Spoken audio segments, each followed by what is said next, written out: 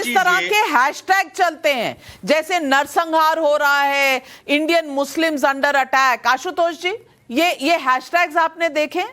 Indian Muslims under attack, genocide of Muslims. जिनको आज तक कश्मीरी हिंदुओं का जीनोसाइड नहीं दिखा, उनको मुसलमानों का जीनोसाइड दिख रहा है इस वक्त, और ढिंडोरा पीटा जा रहा है सारी दुनिया में। अमेरिका के सुर में सुर मिलाकर कहा जा रहा है यहां ह्यूमन राइट्स का उल्लंघन है। राहुल गांधी कहते हैं डेमोक्रेसी यहां खत्म हो चुकी है, और निकोलस बर्न्स और अमेरिका क्यों नहीं कुछ कहता, बचाता क्यों नहीं है हमें, हमारा देश तो बर्बाद है। आशुतोष जी, ये देश बर्बाद है? मैं कंगना रनावत की बातों से मैं नॉर्मली मैं सहमत नहीं होता हूं, लेकिन कंगना रनावत की एक बात से मैं सहमत हूं, 2014 में भारत आजाद हुआ था।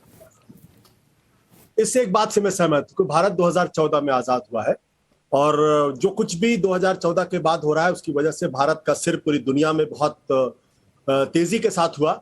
और ये पता नहीं कौन लोग थे, क्या नाम था, जवाहरलाल नेहरू, इंदिरा गांधी, अटल बिहारी वाजपेयी, मोरारजी देसाई, पता नहीं किस मुल्क के लोग प्रधानमंत्री थे। मैं अभी बड़े ध्यान से मैं जैन जी को सुन रहा था, उनके पिताजी का एक ट्वीट है, यशवंत सिन्हा जी का, 4 मार्च का ट्वीट है। He was CM of Gujarat for 12 years, has been PM for India for 8 years, yet he is still totally lacking in self confidence, otherwise he would not have been so hungry for publicity and approval ratings as he is even today praised for me or be damned। मैं चाहूंगा कि जयंत सिन्हा जी को इस पर react करना चाहिए। आशुतोष जी, मुझे बहुत प्रिडिक्टेबल लगा आपका, क्योंकि जयंत सिन्हा जी हमारे शो पर हैं, तो मुझे प्रिडिक्टेबल लगा कि आप कहीं ना कहीं से यशवंत सिन्हा जी का कोई ना कोई वक्तव्य, स्टेटमेंट निकालेंगे। लेकिन मैं आपको बताना चाहती हूं, जिस तरह आप कह रहे हैं ना कि डेमोक्रेसी यहां जिंदा है, वो सचमुच जिंदा है। एक परिवार में भी व्यूज अलग अलग हो सकते हैं, जिसका डेमोन्स्ट्रेशन दिया है यशवंत सिन्हा जी ने, जो पहले इस व्यू के थे कि बीजेपी अच्छी पार्टी है इसलिए उसमें रहे। अब उनके व्यूज अलग हैं, अब वो तृणमूल कांग्रेस चले गए हैं, अगर उन्होंने अब तक वो पार्टी बदली नहीं है तो। लेकिन आप इस पर गए, ये कितना प्रिडिक्टेबल एक्सरसाइज है। और डॉक्टर आनंद रंगनाथन रेजिस्ट नहीं कर पा रहे और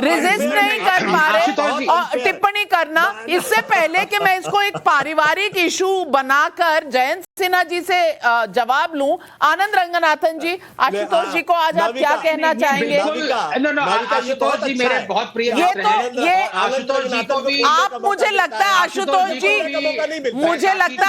जी आप बहुत सास बहू के सीरियल देख रहे हैं और एकदम घर में ननद वाला बिहेवियर कर रहे हैं। आनंद रंगनाथन जी आप जवाब दीजिए।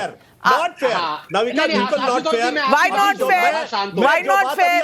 जो बात अभी आप राहुल गांधी के बारे में कह रही थी, एग्जैक्टली यही बात मैं जयंत सिन्हा और यशवंत सिन्हा की बातों को लाके कहना चाहता हूं। लोकतंत्र के अंदर विचार अलग अलग हो सकते हैं, यही लोकतंत्र है। अगर विपक्षी पार्टी कोई बात कहती है, आप उसको देश, लेकिन कुछ लोगों का लोकतंत्र ऐसा होता है, कुछ लोगों का लोकतंत्र ऐसा होता है कि दूसरी तरफ वालों को चूंटी ना काट लें तो कलेजे को ठंडक ही नहीं पहुंचती है।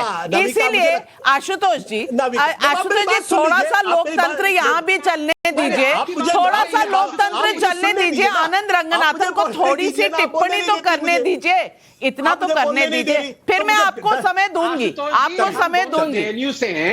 जेएनयू का ही ख्याल रखते हुए मुझे 1 सेकंड दे दीजिए। Thank you. नाविका, जैसे ही आशुतोष जी आए और जैसे ही मैंने जयंत सिन्हा जी को देखा यहाँ पे, मुझे लगा कि ये जरूर टिप्पणी करने वाले हैं, पर आपने एकदम ठीक कहा, ये तो एक तरह से इंटरनल डेमोक्रेसी दिखाता है। और ये शान की बात है कि मिस्टर जयंत सिन्हा अपने फादर से डिसएग्री करते हैं। और ये आशुतोष, इसमें बहुत सारे प्रोफेसर तथागत रॉय हैं बीजेपी के, जो कि गवर्नर थे मेघालय के, लेकिन उनके जो भाई हैं वो टीएमसी के नेता हैं बहुत बड़े। आशुतोष की इंटरनल डेमोक्रेसी क्या बात करो, इनके दो जो कुत्ते हैं चोकू बोकू, वो भी इनसे डिसएग्री करते हैं, तो वो बात रहने दीजिए, वो तो अच्छी बात है। लेकिन मैं 2 बात रशीद अलवी बात की सीरियस उन पे कहना चाहता हूं कि रशीद अलवी साहब ने कमाल कर दिया। ये 7 इंस्टेंसेस बता रहे रामनवमी के, और ये कह रहे हैं माइनॉरिटी परसिक्यूशन। मेरा तो सर घूम गया। नाविका, आपने और टाइम्स नाउ ने इतनी उस पर इन्वेस्टिगेशन करी है, करौली में और खरगांव में, वो सब हिंदू परसिक्यूशन थे। वो रामनवमी के प्रोसेशंस पे पत्थरमारी करी गई, वो माइनॉरिटी ने पत्थरमारी करी, उस पे अब रशीद अलवी साहब कह रहे हैं कि परसिक्यूशन माइनॉरिटीज का हो रहा है। और जाते जाते मैं एक बात आपसे कहना चाहता हूं, राहुल गांधी और इनके पूरे कोहॉर्ट्स ने वही अमेरिका से कहा था कि नरेंद्र मोदी को वीजा नहीं देना चाहिए।